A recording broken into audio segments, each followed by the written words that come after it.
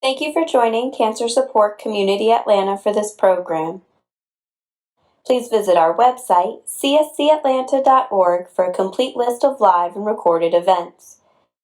We invite you to sign up for our newsletter to stay connected to all future programs. Yeah, all right. Thanks for joining me today. This is going to be fun. Thank all of you guys for joining us today.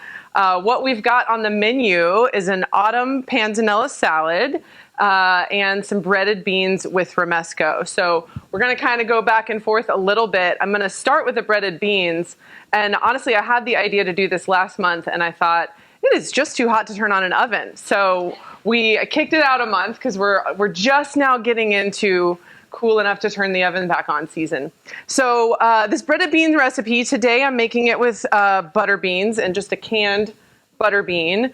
But you could do this with any kind of bean, would work great. So if you want to do it with chickpeas or a white bean or something like that, it's great. And some of you might have had before, like a roasted chickpea until it gets a little bit crispy. That's become more popular. Or maybe you've never had it. Maybe you've never had a bean that was roasted in the oven before. So this will be kind of fun. But what we're going to do is we're going to toss it with a little bit of nutritional yeast, which has a really nice savory flavor to it, and a little bit of whole wheat flour, and season it with some olive oil. Then it's going to go in the oven. Then I'm going to switch gears over to the panzanella salad.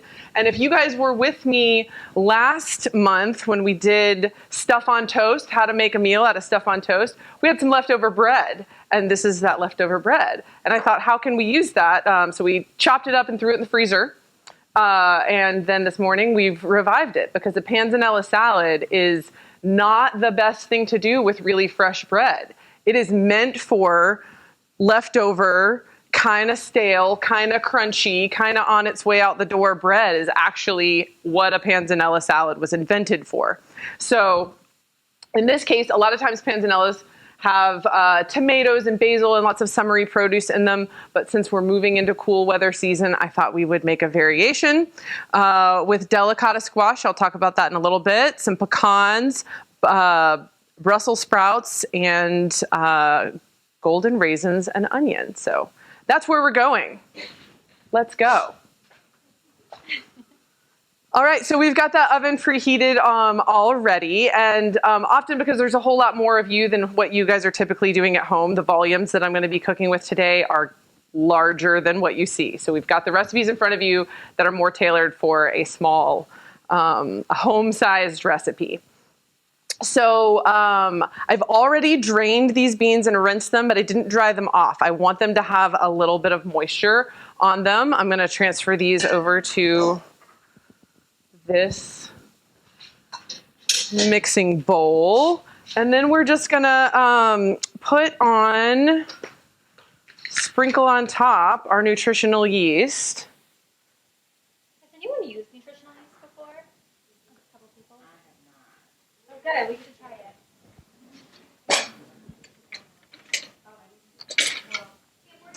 it. So this particular container came from the DeKalb Farmers Market. If you know me, you know that's often where I shop for these things because that's near my house. But I did recently buy some for my own home, and I got it at Publix, and it was in the spice section with the other spices, but it took me a while to find it, but that's the aisle. Yes, good. There you go. Hidden up there. There was another man standing there looking for something, and I was like, I'll tell you what I'm looking for if you tell me what you're looking for. And maybe we've seen it. Really? Yeah, good question. So probably 20 years ago, people started talking about umami as a flavor, which is kind of savory, right? So what causes an umami flavor is a component called glutamate, which is an amino acid, a building block of a protein. And glutamate is is one of the ways that food has a sort of savory flavor. So that is what this tastes like. It's got a little bit of cheesy quality is what a lot of people... I can smell that. Like it smells... Yeah, we could actually even pour some... Let's pour some in a little bowl and we'll pass it around. Yeah, you pour some in a bowl, pass it around. People can Yeah, smell it.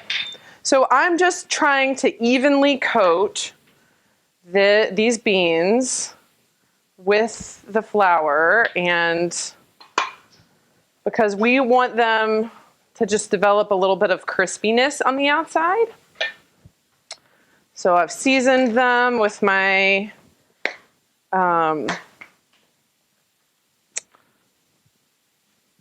with the nutritional yeast. Now we're gonna go a little bit garlicky and a little bit oniony. This recipe inspiration, I've adapted it a little bit, but if you see that link at the very bottom, I'm gonna give credit for the idea to a TikTok creator that I follow.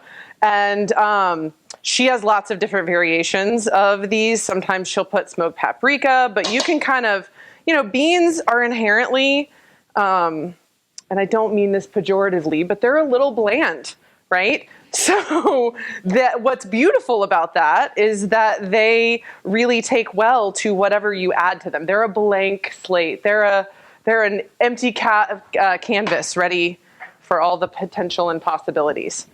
So I like that about beans. So whatever spices you like, I say go for it. And then we are going to, I've got a lot here because this is actually 6 cans of beans. I know. Wanted to make sure everybody had plenty. So we're going to spread it out onto 2 sheet pans.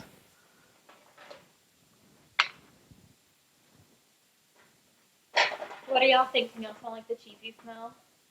Yeah. I think so. I'm going to get to that in just a second. Good question. Good question. So, because what I've found with these is that if you tend to put the oil on them in this bowl and then try to add the other stuff on top, it kind of slides off. So we are going to add some oil to it, but it's going to be a little drizzle and a toss after it's already on the pan. So yes, oil is also going to contribute to that sort of crispy quality. And a couple of tablespoons. You can use, the olive oil is what's in the recipe. Us dietitians love olive oil for its essential fatty acid profile, and it also has a really delicious flavor. But truly for this, whatever kind of oil you have and you like. A neutral flavored oil like canola oil is, probably in the next direction I would go. Or if, you have a fancier oil of some variety, that would be fine. But, yeah.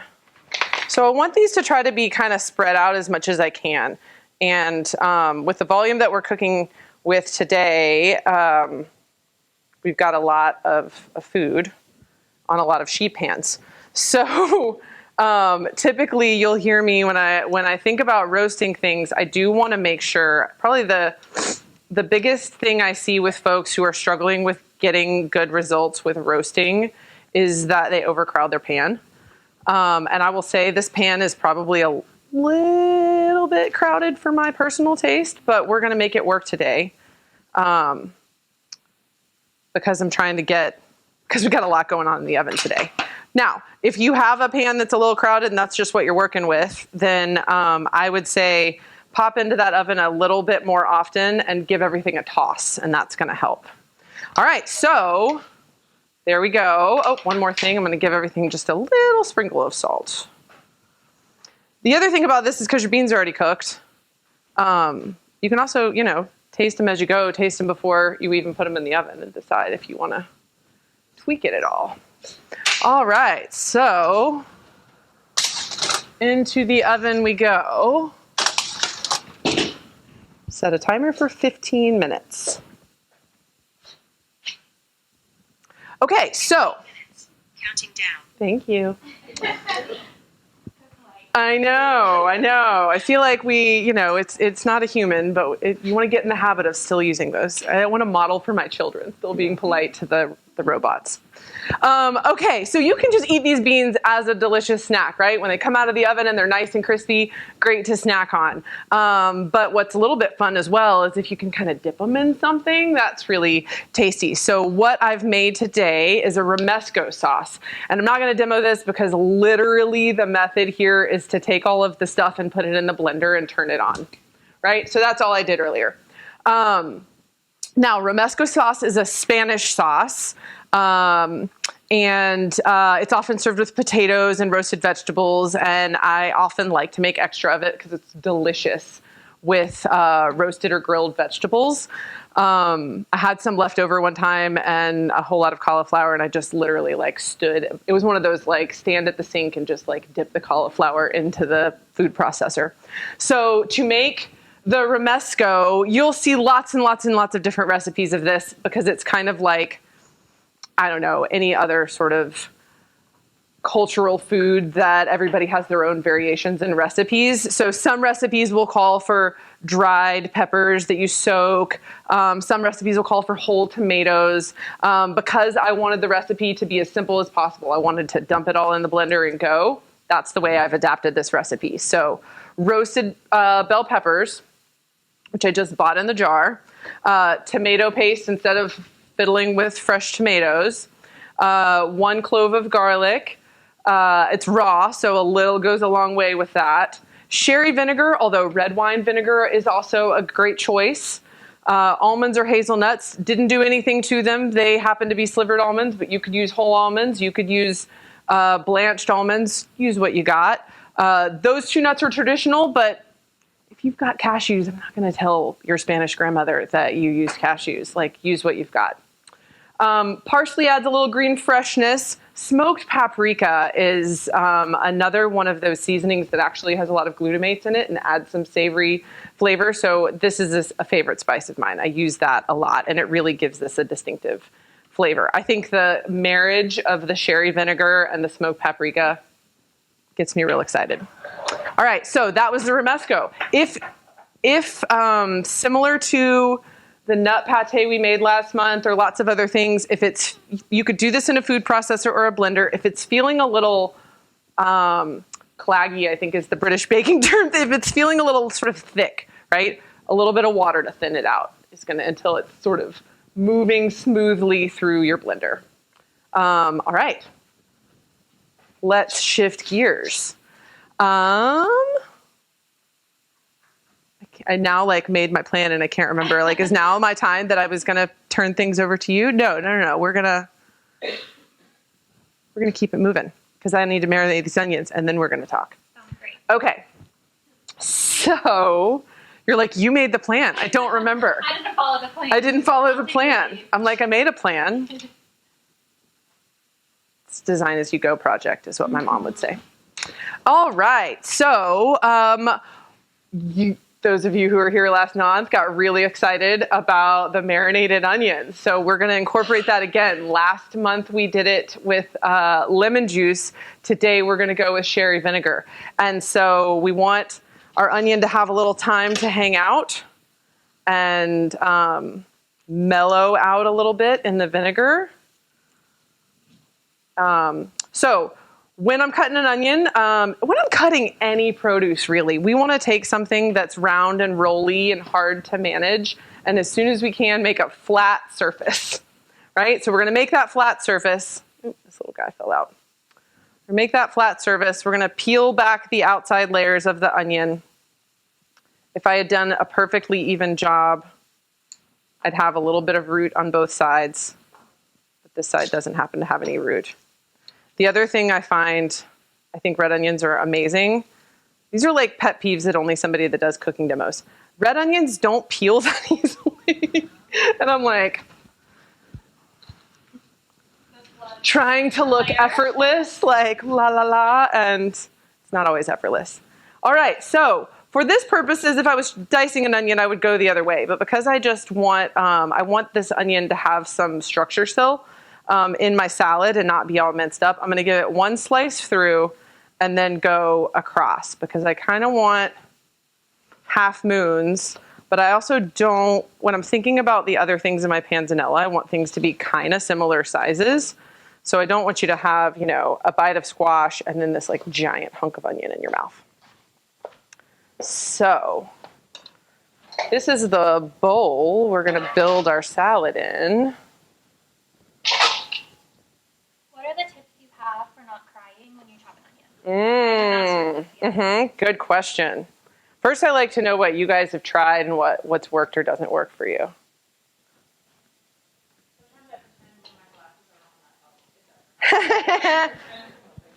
Yeah. Number one, in my opinion, most important tip is a sharp knife. If you are cutting onions with a dull knife, then you are breaking up more. So what's happening with that stinging eye situation is that you're releasing these sulfury compounds that are trapped inside the onion cells. And if you're slicing through, you're just releasing fewer of them versus if you are like smashing into it and crushing it all, right? So a dull knife is a little more of a blunt instrument, if you will. And so it's just releasing more of those compounds. So sharp knife. Oh man, I remember some cooks at a restaurant I worked at in college that would do all sorts of crazy stuff, like try to like wrap their eyes in saran wrap. Is it true that they're just attracted to the nearest water? So if you have like a paper towel that's wet, that like absorbs. Have you heard that? I have not heard that, so I don't know. Okay. I don't know. It's a myth, so My mom gave. I read that it like is attracted to the nearest water source, and so your eyes are watery and it draws out the water. But if you have like a little bowl that has like a damp paper towel, supposedly it can absorb those sulfides and protect your eyes. I mean, my eyes are probably, I don't know if your eyes are stinging right now. Like my eyes are very minorly stinging right now, but you know, some onions are just going to be more of a problem than others. So a sweet onion doesn't have as many of those compounds. Okay, so I just want these onions to have a good bath. And then the other thing that we're going to do with the onions that are going to hang out is we're going to add some of our raisins. I've got golden raisins today. Any kind of dried fruit that you like would be great here. You could chop up some dates, chop up some apricots, you could use cherries. But those, giving them a little bath ahead of time, and the vinegar is kind of going to plump them out a little bit, so they'll be more of a sort of juicy, sweet, and tangy experience is what we're looking for. All right, and then we're going to give all of this a little bit of a pinch of salt. Make sure everybody's hanging out. And then we're going to set it to the side. All right, so delicata squash. Has anybody ever used this before? Seen it, used it, cooked with it? How many of you have ever cooked with butternut squash before? Most people. Okay, so in very many recipes, this is basically interchangeable, right? It's a winter squash. It's sweet and mild. I would say it is, once it's cooked, it's not quite as firm as butternut squash, but a couple of things that I really like about delicata squash. One is that, I mean, a butternut squash, sometimes you need to like really like get into it, right? It's really dense, it's heavy, it's this big roly-poly thing that's moving around, and the amount of force that you have to put to get into it is a lot. Versus, you know, this is about a standard size delicata squash. I had one earlier that was a little bit bigger. The other thing is that you can eat the skin of this, so you don't have to worry about peeling it, right? With butternut squash, you gotta both chop into it, and you're like trying to peel this big unwieldy thing. So again, I'm not hating on butternut squash. Butternut squash is delicious and amazing, and I like it for a lot of things. But when I was doing my shopping yesterday, 'tis the season for interesting squashes to start showing up in your produce section. So this recipe is great with any old winter squash that you want to experiment with. So we are going to cut it in half, and just like most squash, seeds on the inside, I am going to scoop out the seeds. And I like to save the seeds and toss them with a little olive oil and salt and pepper and toast them, because it's a very similar experience to a pumpkin seed experience. And I think that the ones that come out of squash fresh are a little, I don't know, the green pepitas, the green pumpkin seeds that you see in the grocery store. I don't know what kind of pumpkin that comes from, because of course, when you get your jack-o'-lantern for Halloween, that's not, the seeds are little and green on the inside, right? So it's clearly coming from some other kind of pumpkin. But both those ones that come out of a jack-o'-lantern and the ones that come from butternut squash, acorn squash, any of them, I like the way they taste when they're roasted, because they're sort of lighter and crispier.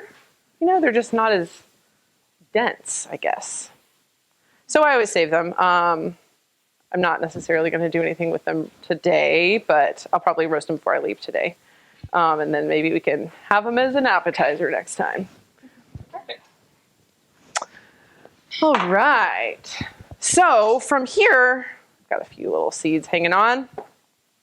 Again, you can cut it into sort of a half moon situation like this and kind of leave it together, because I want all the components of my salad to be sort of relatively this size and this size.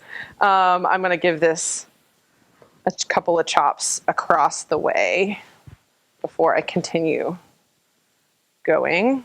But, you do you.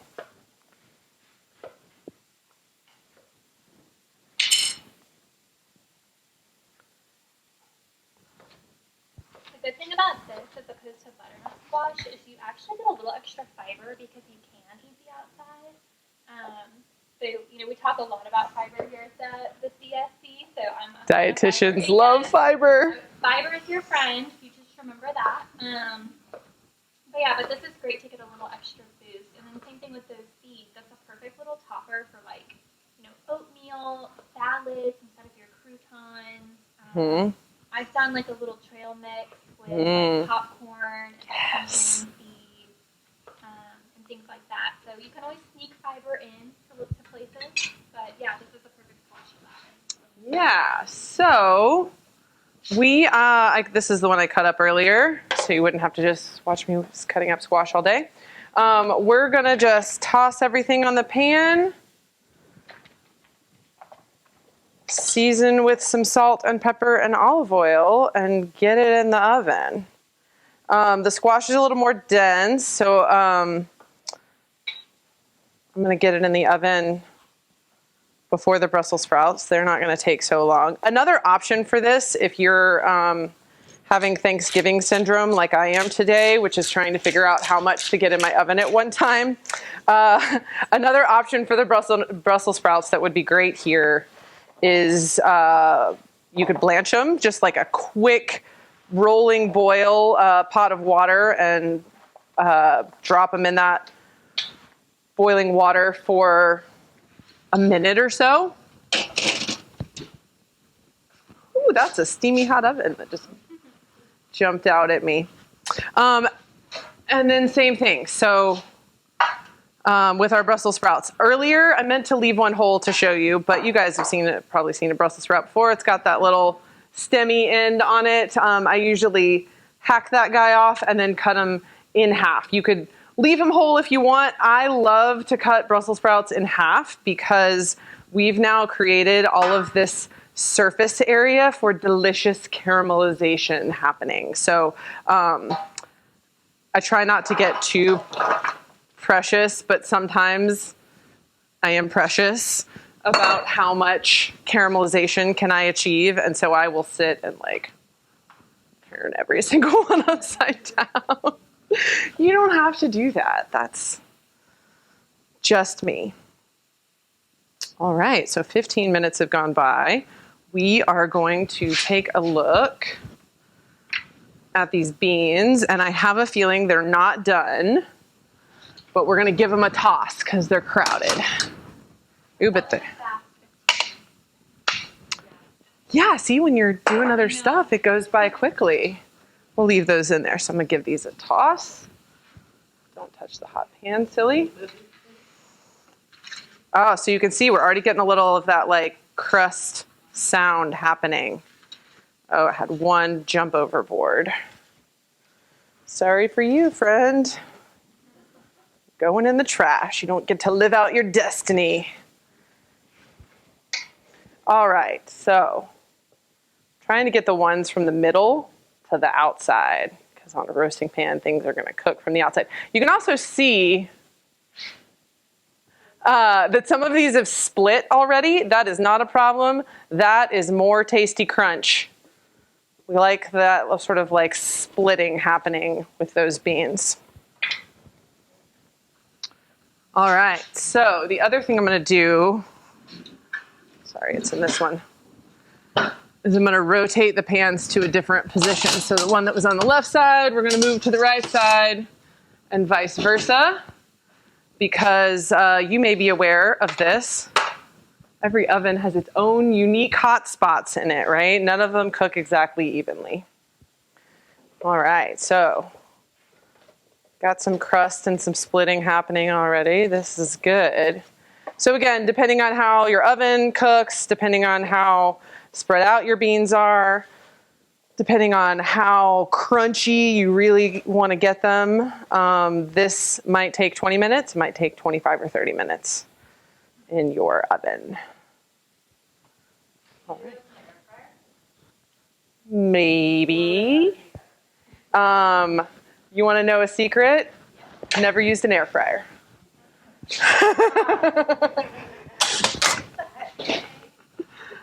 So sure, they probably would be fine in an air fryer. Yeah, I mean, countertop real estate, I don't know. I know they're very popular and people are obsessed with them. And Yeah, they're basically a convection. yeah, it's a convection oven, yeah. And Chickpeas are great in the air fryer. I would think that these would be fine. maybe it's because for the longest time I've had a toaster oven. And I just use the toaster oven, right? Lauren's got feelings about a toaster oven, like. But didn't you have a separate toaster? I would keep that put up. Okay. So I don't have a toaster. I just have a toaster oven, which to me is more versatile than a thing that only makes toast. Because I don't eat a lot of toast. But you know what I loved about a toaster oven, and I would imagine this would work in an air fryer too. Tossing, as you can see, I want everything that I've added to this to get coated. Is if you're toasting nuts, which I highly recommend because it's delicious. If you're toasting nuts, you gotta pay attention, right? Because they can go from, not done, not done, not done, done, burnt. And I'm notorious for burning nuts and seeds. So the toaster oven, even you put a timer, but then you get distracted. I've got little kids at home, whatever. So, the toaster oven, you put it on toast mode for my nut, and then it automatically turns off. Saved me a lot of money in burned nuts.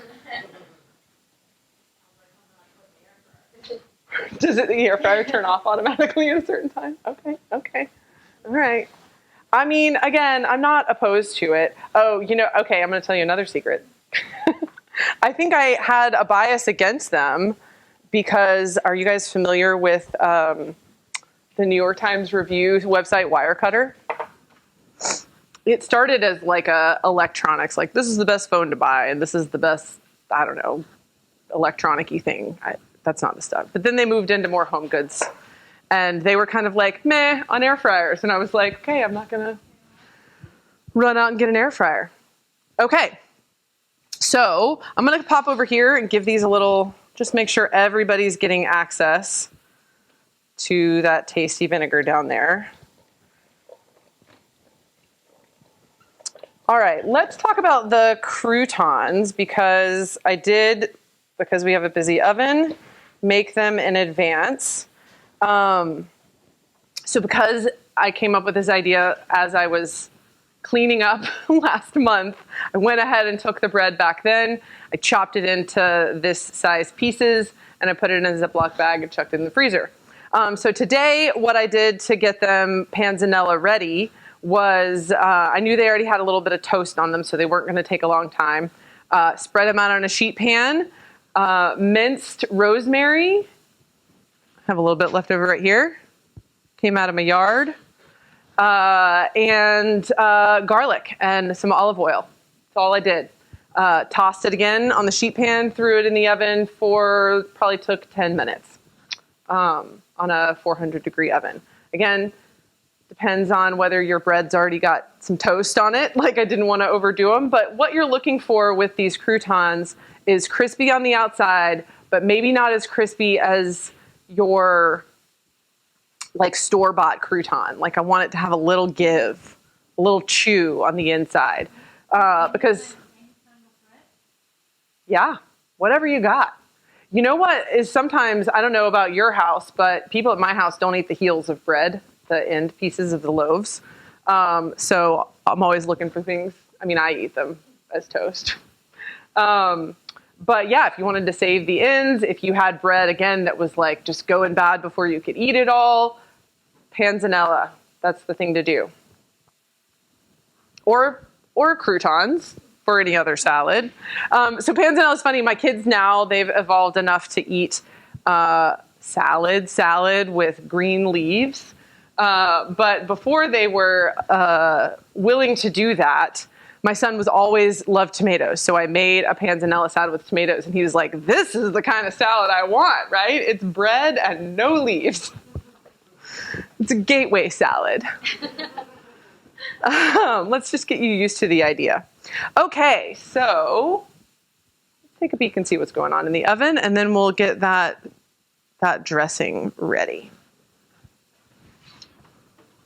Let's talk about bread. I can't tell y'all how many people I've worked with who make their bread and that actually makes your bread go stale faster. But if your bread is kind of starting to get stale, if you put it in the freezer, the way that the molecules bind, and when we saw it when it takes it out, it actually can freshen it up a little bit. So don't put your bread in the fridge. It'll go bad a lot faster, or at least it'll, it might not have mold on it, but it'll start to be a little crunchy when you're not intending on it to be crunchy. So, All right, so we're doing okay, but I want more crisp on those beans, so we're gonna let them hang out. I threw some more on the floor. So many beans on the floor. All right, so we are next going to make vinaigrette.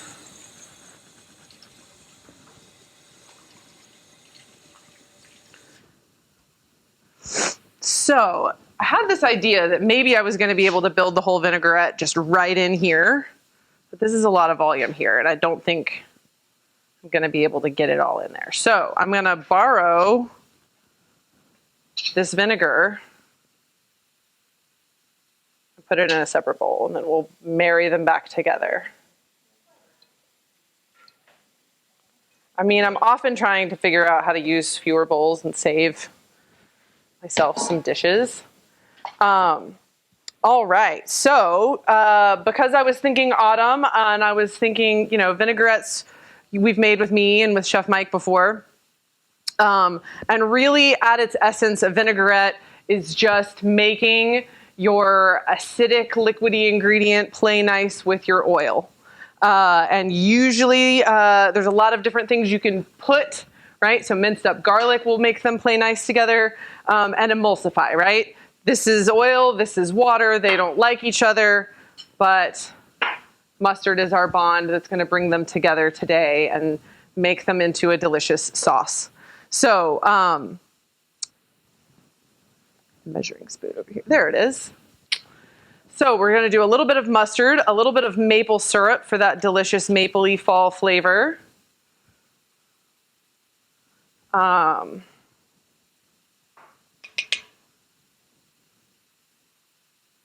Get out of there. There we go. Thank you. There. Somebody moved my forks and spoons over here. Was that you? Or did I move them? It was you. Appreciate you. Right.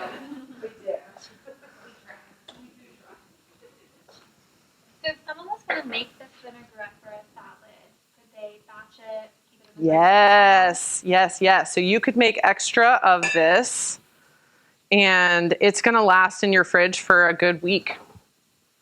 So yes, I often will make a vinaigrette. I very rarely buy vinaigrette at the store or salad dressing at the store. We're going to do a little pinch of salt and some black pepper. And then to really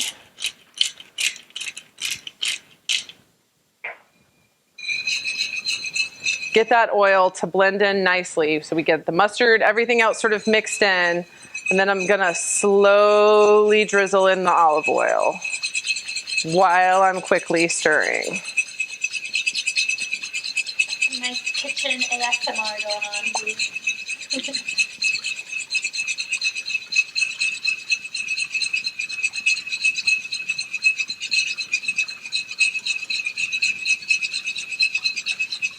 And of course, the oil-based vinaigrettes, as opposed to the cream-based dressings, are going to give you more of the unsaturated fat versus the saturated fat. And those are the ones we want to limit because they're more linked to, increased cholesterol and heart disease and things like that.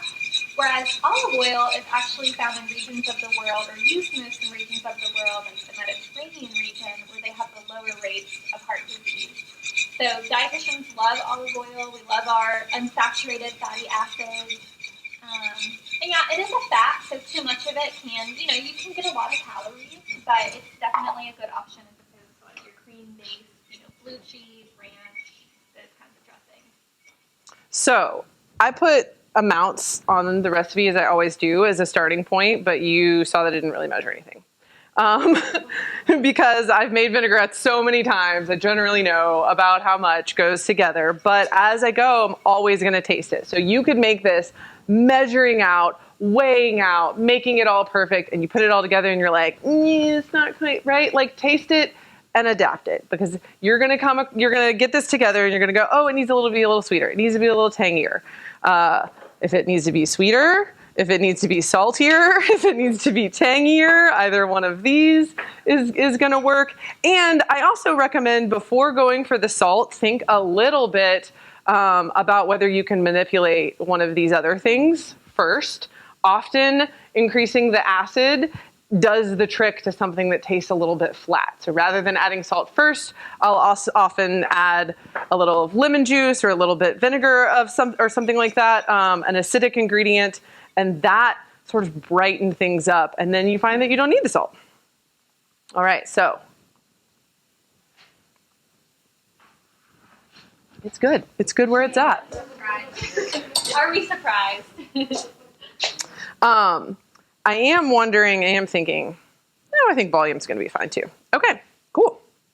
So we're going to put that over there. You know what we're going to do? We're going to go ahead and put this back on here and just let those onions keep on absorbing. Sorry, I don't want to use the bean spoon.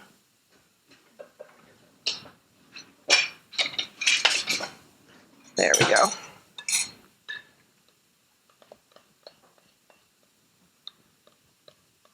All right, and we'll use that for tossing.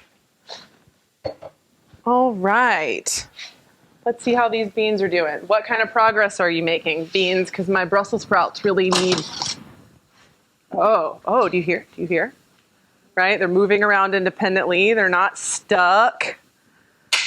That's a good sign. All right, so this one maybe needs just a little bit more. We've got some that are not moving in the middle. Y'all get out to the edge.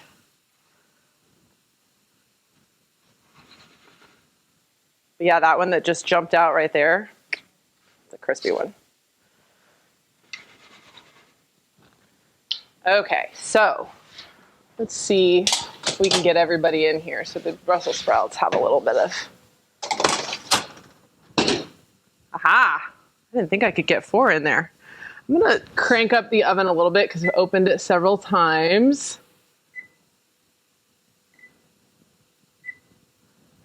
And because there's a lot of volume in there. Okay. All right. So to finish things out, we are going to... I'm going to move this, guys, all the way down here. There we go.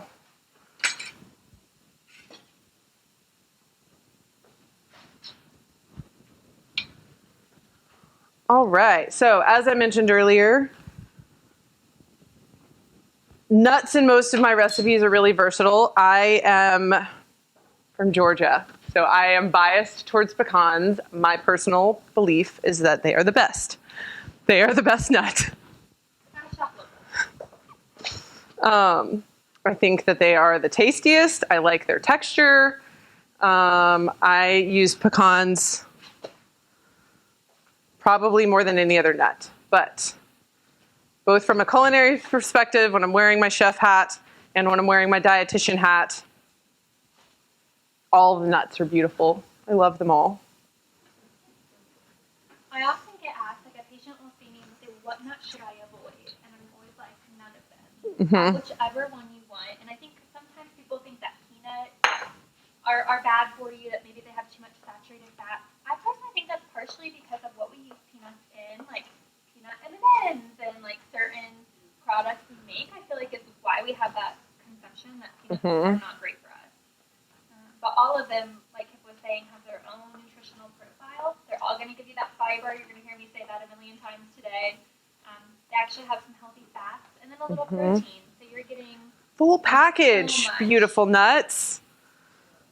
Nuts and beans. Yeah, I get real excited, both from a nutrition and a culinary perspective about nuts and beans. That hasn't had nuts or beans. Probably not if I was doing it. Probably not, because, yeah, last month, nut pate for sure did. All right. So it just so happened that DeKalb Farmers Market, where I was shopping yesterday, had already toasted pecans. So I was like, we'll take that convenience right there. We're done with the whisk. So while we're waiting for, here's the parsley. So we got nuts going on, and then I just decided at the last minute, I played around with this when I was thinking about this recipe. I was thinking about what all I wanted to put in this, right? I was committed to an autumn, winter, cooler month panzanella. I knew I wanted winter squash. I thought around for a while about kale. So kale would be a great addition in here because it's a really lovely sturdy green. And I was going to do the kale and the Brussels sprouts. And I ultimately decided to go against it. It just, I don't know, it just felt, I can't tell you why. It's just the decision I made. But I still wanted a kind of like fresh, uncooked element that had that sort of fresh green flavor. So fresh herb parsley is what I decided was going to add that sort of brightness, that fresh, uncooked component. You could, sage would be really fun here. I wouldn't probably use as much sage as I'm using of parsley because a little goes a long way with sage. But yeah, I mean, I encourage you with any kind of panzanella is what's the winter version? What's the spring version? What's the summer? The summer is the more traditional version with tomatoes and basil. But you can throw leftover bread together with vinaigrette and whatever seasonal vegetables you have. So go for it. And then, you might want to alter the ingredients in the vinaigrette. You might want to alter the herbs that you're using based on what you have available, right? Like in a little while, those of us who have gardens, our basil is going to be done for the year. Our parsley and cilantro are going to be done for the year. And oregano, sage, thyme, all those things. Because we're in the South, often, you know, the plants get a little like pathetic looking in the winter time, but they'll sometimes, I can sometimes, on some of my oregano and sage, my sage is solid throughout the winter. I can always get plenty of that. It's almost like an everything but the kitchen sink recipe where you could like, you know, whatever you have really. Totally. Within reason. For sure. You can substitute here. Yeah, Not for sure. Because I know this is a lot of ingredients, but if we're using what we already have, or seasonal, it can help keep the cost of the recipe down. Absolutely. Just being open-minded to the creativity. All right, so we are going to throw all of this in here. And I think as soon as we have some beans available, we could probably, I know I said we were going to wait till we're all done, but because I want the Brussels sprouts to have a little bit more time in the oven, we could start serving beans. Savannah and Lauren, do you guys want to start making up some plates with some of our romesco? We'll get us a spoon.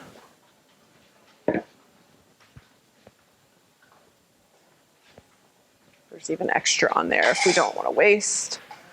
I'm going to give it a little stir. It's settled out a little bit. There we go.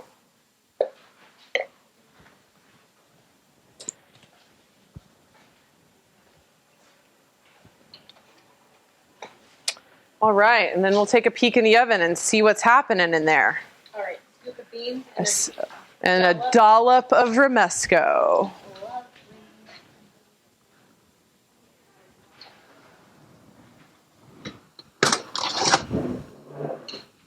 Oh yeah, now everybody's. I don't, because I want these. I want them to keep. I don't want them to steam.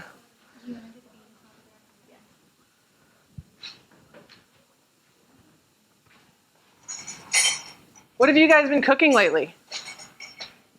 Anything? You're like, we only cook when we watch you. Have you eaten anything that was delicious in the past couple weeks?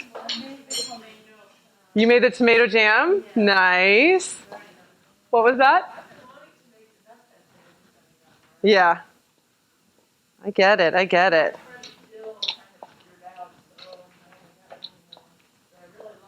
You loved the dill with it, yeah. Yeah.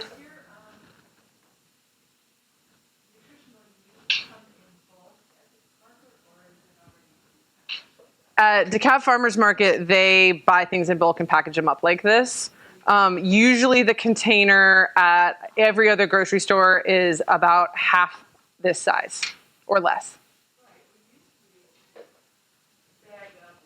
Right, yeah. So their section doesn't have like a self-service bulk situation like you'd find at some other grocery stores or co-ops or whatever.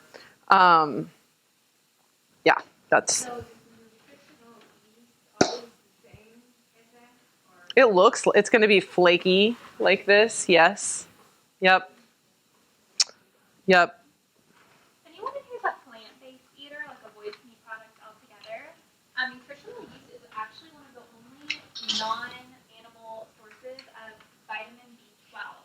So that's one of those nutrients that vegans or pretty strict vegetarians really need to pay special attention to. And it's like, I think it's several 100% your daily value of B12 and like a serving, which is like a tablespoon. So I'll put it on like pastas instead of cheese. We put it on popcorn a lot at our house. Popcorn. Eggs sometimes. Ooh, yeah. Ooh, avocado toast. Yes, I like that. Yep. Yeah, if I want something to have, yeah, yeah, soups and sauces and stuff. So could you toss it with like your vegetables like cauliflower? Yes. Yes. Yes. Yes. You could do the same thing to any vegetable. I probably wouldn't, I'd probably leave off the flour. I mean, you could, but nutritional yeast and seasonings, olive oil, roast it in the oven. Delish. It's really good on broccoli. Cauliflower would be great too, for sure.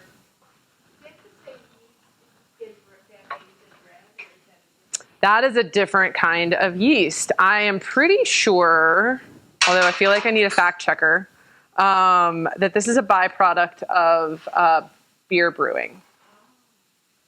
Brewer's yeast. Yeah, and they use different strains of yeast depending on what kind of beer they're making, I think, from my very limited knowledge of beer brewing. My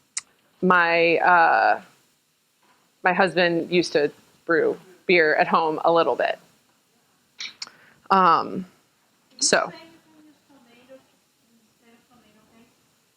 Yeah, lots of recipes actually call for tomatoes. I use the tomato paste just because it was literally dump it in there. So yeah, lots of recipes will call for the tomatoes in Romesco.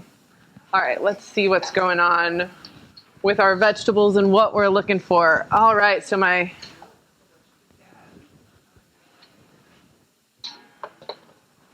we're starting to get a little bit of browning happening on here.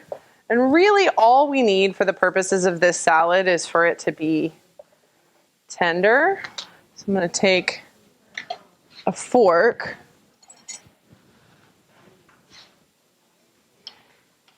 Still a little firm. So we just want it to be kind of, fork tender.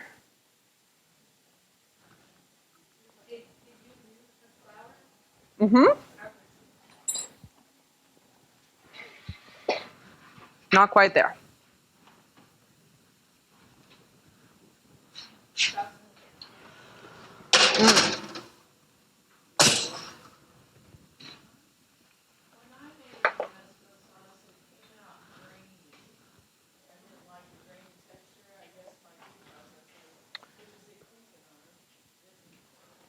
I wonder if you had added more liquid, just water. Okay. What kind of nuts were you using?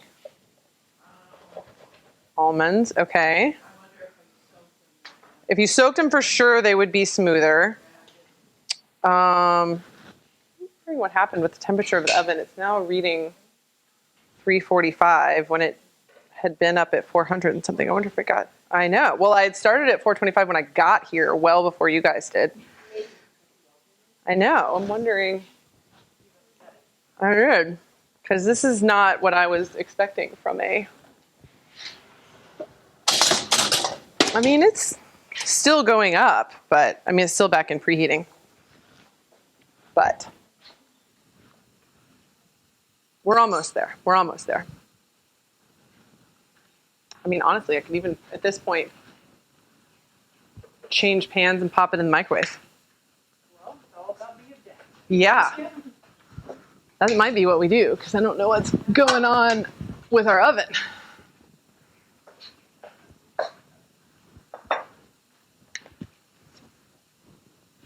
while she's doing that, if any of you guys have ever been on, any of the programming that I've done or been here with Kit before, we love to talk about plant-based food. And that's not because everyone needs to have a strictly vegetarian or strictly vegan diet.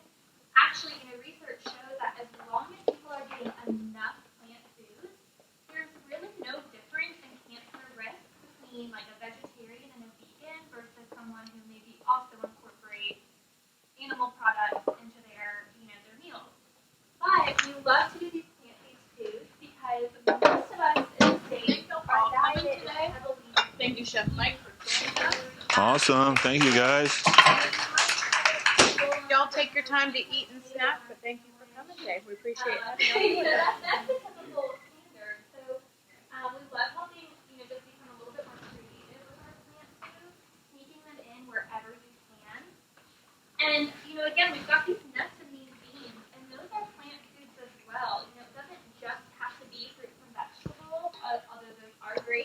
recommend you get as many as you can. But if you're not a big fruit and veggie eater, there's so many other plant foods you can also get, and you're going to get, its own variety of phytonutrients, vitamins, minerals, anti-inflammatory properties, cancer-fighting properties in those foods as well. So I love talking about plant foods.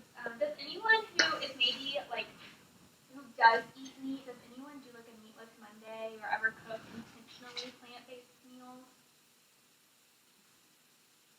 No. Well, that's a great place to start. If you just want to get a little more creative with plant foods, it's just challenge yourself to cook one meal a week that's purely plant-based, which is a great one to start with.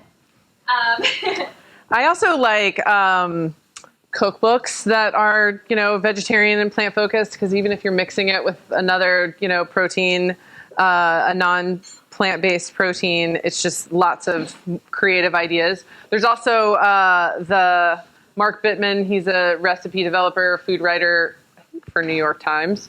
Written a lot of cookbooks, and he does a thing called vegan before 5 p.m. or 6 p.m. or something like that, where he eats plant-based throughout the day and then has an omnivore dinner. So that's another approach. But if you are going to do plant-based, you do want to make sure you're still getting protein in. That's the key there to really make it, an equivalent. So, this dish, our two protein sources are the beans, and then, does anyone know what the second one is? Yes, beans and nuts, perfect. So I love it, beans and nuts. And there's also almonds in the romesco. Two different types of nuts. These plant foods they don't have as much protein as animal products. So what I would suggest is if you are going to do a protein in a dish like this, try to aim for at least 2. That way you're getting, a wider variety of amino acids, and hopefully you're getting a little closer to the amount of protein that you would be getting if you were to eat, a 3-ounce piece of chicken or fish, which is the serving size of protein. Most of us, when we are cooking meat, we're having 6 to 8 ounces of meat. So we're often getting more protein than we need from the meat, just based on our portion sizes. So, but yeah, that 2 plant-based proteins is a good rule of thumb if you are going to cook with, without meat products. Go ahead. What they consider, I've been reading and they always talk about some type of complete protein. Yeah, so it's sort of beans. Yeah. Yeah, what is that, Latanya? Okay, so what Latanya is saying, there's this concept of complete versus incomplete protein. What that means, our animal products are complete protein, meaning they have all of the essential amino acids. Now, a lot of our plant products, like beans or nuts or quinoa or blanking on other Farro, rice. They don't always have all of those essential amino acids. So that's another reason that this, choosing 2 per meal can help cover your bases, because if we're getting a variety of protein sources, we're going to naturally get all those amino acids, and then we don't have to worry so much about is it complete or is it incomplete, because we're probably getting those amino acids, elsewhere in the diet. So usually, if you think about the combination of beans and rice, there's culinary traditions around the world of beans and rice because they are in a Venn diagram, right? The amino acids that the beans don't have, the rice does have. The amino acids that the rice doesn't have, the beans have. You put them together, and now you've got a complete protein. And I think a lot of people feel I have to have that all at the same time. As long as you are having those regularly in your diet, that's our microwave. Then you're getting the complete protein, just put together differently than in a piece of meat. And it doesn't have to be beans and rice, right? It could be farro, it could be wheat berries, it could be quinoa, it could be any other grain that you're experimenting with.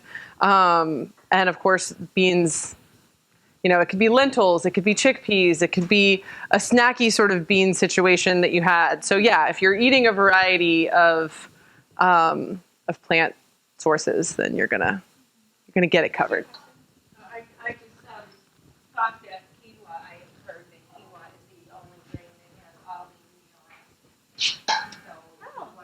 So, I mean, not that you're going to eat a whole meal of quinoa, Right. but, it's supposed to be. It's a good place to start. Yeah, that is a great place to start.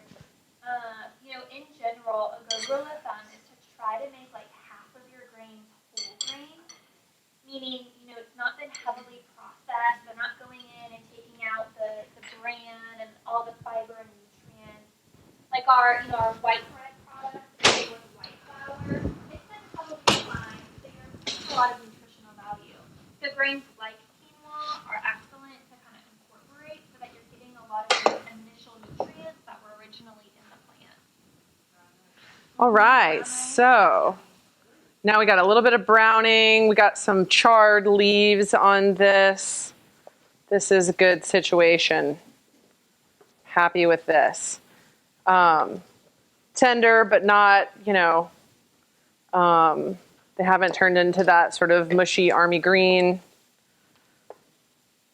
When you make this at home with your family, is this like what y'all have for dinner, or is this a side, or a garden salad? So if I was going to have this for dinner, I, of course, still have 2 very young children and have to deconstruct a lot of things. There is not a chance my children would eat a red onion. So, right, I know. So often what I would do is sort of leave components undone. But also with my kids, there's so much, granted, my kids are so much better than I was as a kid.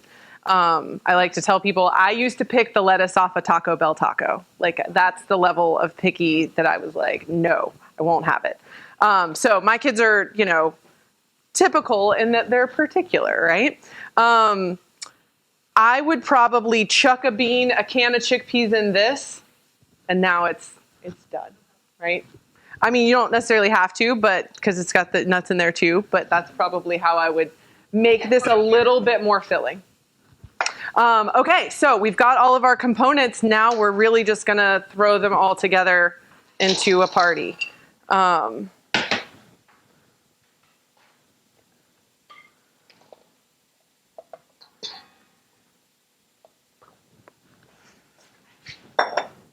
one more tossing spoon here. These ones were the last to come out of the oven, so I'm going to give them just a second. And again, even at this point, right, earlier I gave pause to, do I feel like I have enough vinaigrette for the amount of stuff that I have here? And maybe I do and maybe I don't. And if you get to that point, right, and you're like, oh, geez, it really feels like I'm not quite where I want it to be, another little drizzle of olive oil, another little drizzle of vinegar is probably where I would start, and then retaste.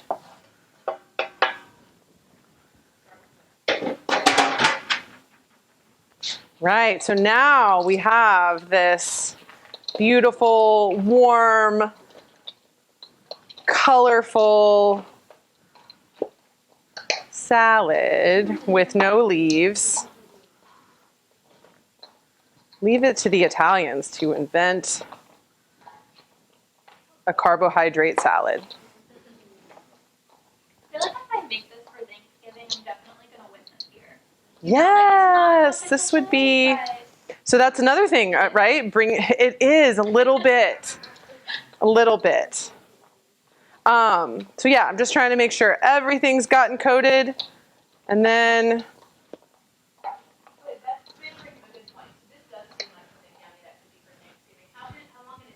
Right. So again, you could make this in advance for sure. You could throw this is gonna I probably, if I was making it for Thanksgiving, you could make it a day or so ahead of time. I'd probably leave the nuts out because they'll get a little softer if they're in that vinaigrette and in the refrigerator. But you could prep the ingredients. I probably would put everything except for the bread and the nuts until the day that I'm going to serve it. And then another just sort of food safety tip to consider is that, yes, all of this is cooked, and yes, you can make this in advance, but this is still, this is gonna have a max non-refrigerated life of 4 hours, right? After 4 hours, if it's been sitting out, hanging out, bye-bye, we're done, right? So if you want to save the leftovers, especially after Thanksgiving, we'll probably talk about this more when we get into Thanksgiving season. Get it back in the refrigerator instead of like potluck style on your counter for all afternoon from a food safety perspective. All right, so I'm gonna get a little bite in here and make sure mostly want to make sure my squash and my Brussels sprouts are where it's at. Get a little onion in there. Okay. No, I think it needs a little bit more vinegar.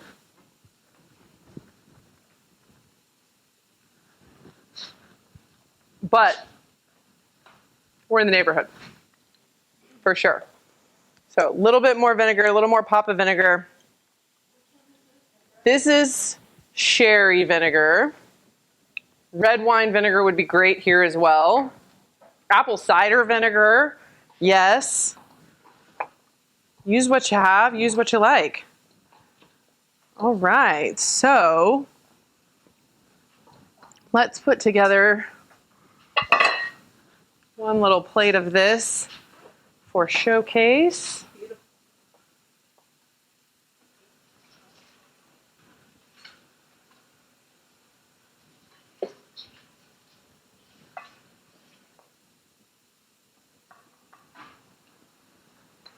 All right, and then you guys can start. And then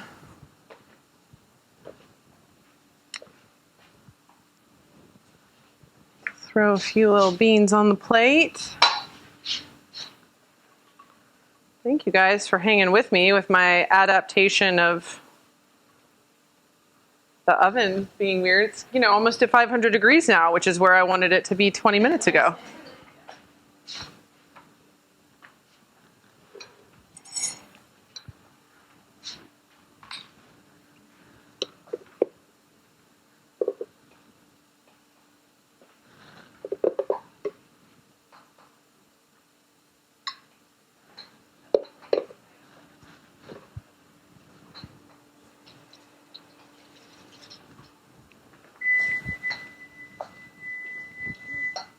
Yeah, no, I hear you, Evan. I hear you up to temp. So while we're plating, I'm going to do a little shameless plug. So next month we're doing a repeat of the